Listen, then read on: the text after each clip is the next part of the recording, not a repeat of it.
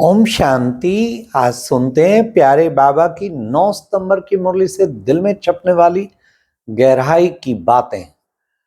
बाबा ने आज शिव बाबा की महिमा, देखो बच्चे, गाया जाता है गुरु ग्रंथ साहिब में क्या एक ओंकार, वो एक ही है। सतनाम उसका सच्चा नाम है, गॉड इज ट्रुथ।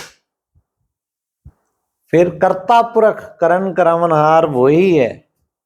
अकाल मूरत, उसे काल खा नहीं सकता। कितने सुंदर ये पहली पौड़ी है जपजी साहब में जो पढ़ते हैं गुरु ग्रंथ साहब के फर्स्ट, उसमें कैसे बाबा की महिमा की है और जो सच्ची महिमा है। मम्मा भी गुरु ग्रंथ साहब पढ़ती थी अज्ञान में, बाबा ने भी गुरबाणी पढ़ी हुई है गुरु ग्रंथ साहब, तब बाबा कई बार उसके रेफरेंस देते हैं। फिर बाबा ने हम बच्चों को आज की मुरली में स्पष्ट कहा, तुम काम चिता पर जल कर काले हो गए, अब मैं तुम्हें ज्ञान चिता पर बिठा के गोरे बनाता हूं। तो चेक करो दिन भर कौन सी चिता पर बैठे हैं। ज्ञान की चिता पर बैठे हैं तो गोरे बनते जाएंगे। ज्ञान की पॉइंट्स बुद्धि में घूमती रहनी चाहिए, कभी कोई कभी कोई। आत्मा पावन बनती जाएगी, आत्मा शक्तिशाली श्रेष्ठ बनती जाएगी। कौन आया, आज की गीत था, कौन आया मेरे मन के द्वारे पायल की झंकार लिए। कौन आया, शिव बाबा आया सवेरे सवेरे मेरे मन के द्वारे, और ज्ञान की पायल झंकार लेते हुए। तो याद रखें, कौन आया मेरे पास। आओ मेरे लाडले बच्चे जागो, मैं आ गया हूं तुम्हारा पिता, तुम्हारे लिए हथेली पर बहिश्त लाया हूं। आज बाबा ने कहा बच्चे बाप आकर के अपना और सृष्टि के आदि मध्य अंत का राज समझाते हैं। ये राज फिर तुम औरों को समझाते हो तो राज युक्त बन जाते हो और सुदर्शन चक्रधारी बन जाते हो। खुद को भी राज समझना है, औरों को भी समझाना है। बाबा ने कहा सबसे पहले तो अपने स्वधर्म में टिको।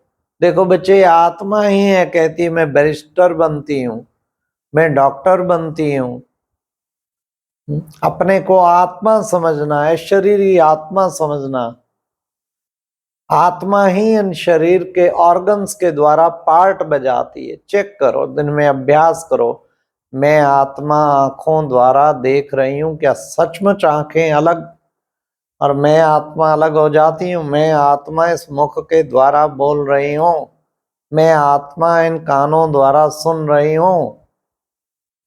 तो इसका अभ्यास चाहिए। इसी को बाबा ने कहा सब धर्म में टिके रहो, सब धर्म में शांत स्वरूप, अपने को पहचानो। फिर बाबा ने कहा बच्चे, माया रावण खूब तूफान लाएगी पर घबराना नहीं तुम्हें। ये दुश्मन अभी खत्म नहीं हुआ। रावण तुम्हारा सबसे बड़ा दुश्मन है। तुम्हें कभी डरना नहीं, कभी घबराना नहीं।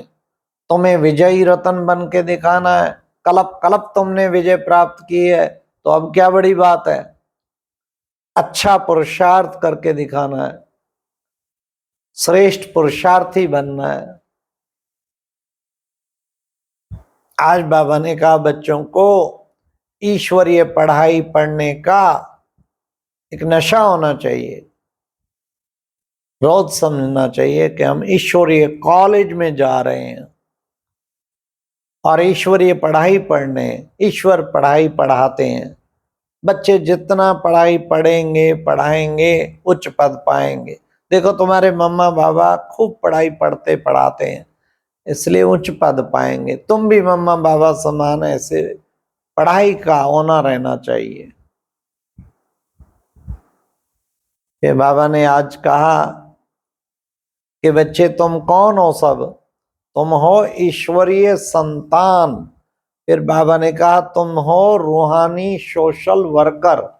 वो तो हैं बच्चे जिस्मानी सोशल वर्कर, तुम हो रूहानी सोशल वर्कर। रूहों को आके परिवर्तन कर, रूहों को ऐसा इंजेक्शन देना ज्ञान का, योग का, जिससे परिवर्तन हो जाए, तो तुम रूहानी सोशल वर्कर और ईश्वरीय संतान, हम ईश्वर की संतान है, किसी आम मनुष्य की नहीं, स्वयं ईश्वर की संतान।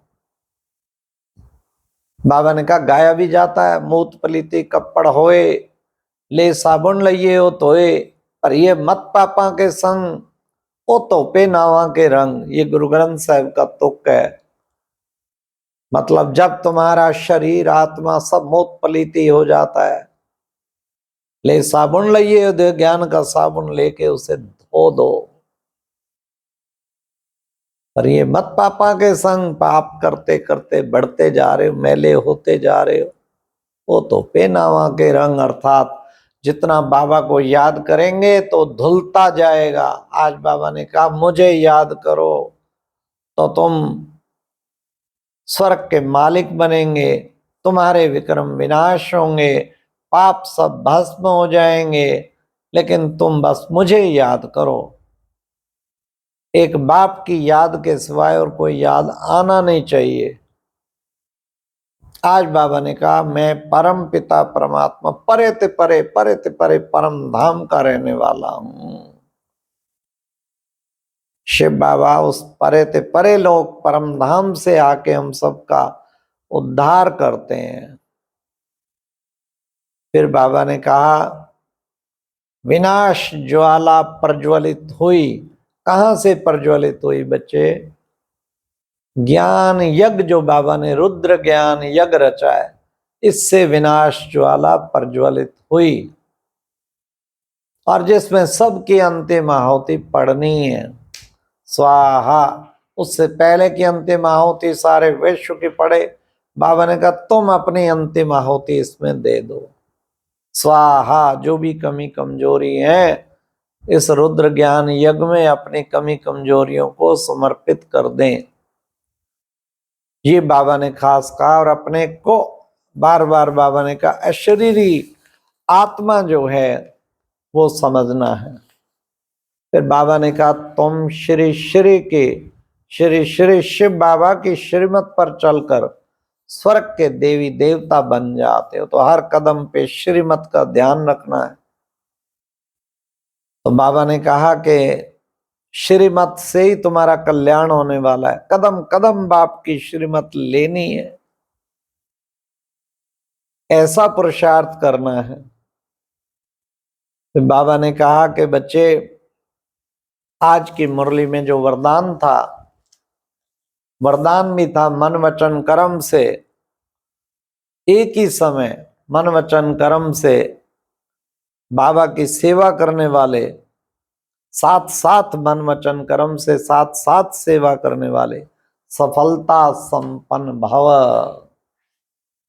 ऐसा नहीं कि जब मनसा सेवा करे वाचा छूट गई, वाचा करे तो मनसा छूट गई, कर्मणा छूट गई। मनसा वाचा कर्मणा तीनों बाबा ने कहा साथ साथ सेवा करो, तो क्या होगा उससे?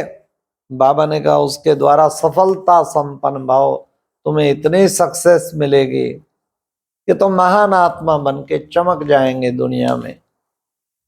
केवल तीनों सेवाएं जब भी सेवा करते हो चेक करो, क्या तीनों सेवा कर रहा हूं या केवल एकमात्र सेवा कर रहा हूं। तीनों सेवाएं करनी, उसका ट्रिपल इजाफा मिलता, 3 गुना उसका फायदा मिलता।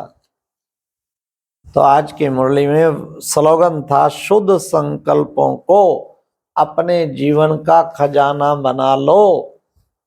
तो जो भी संकल्प उठेगा उसमें अपना और विश्व का कल्याण होगा, अपना भी और सबका कल्याण होगा।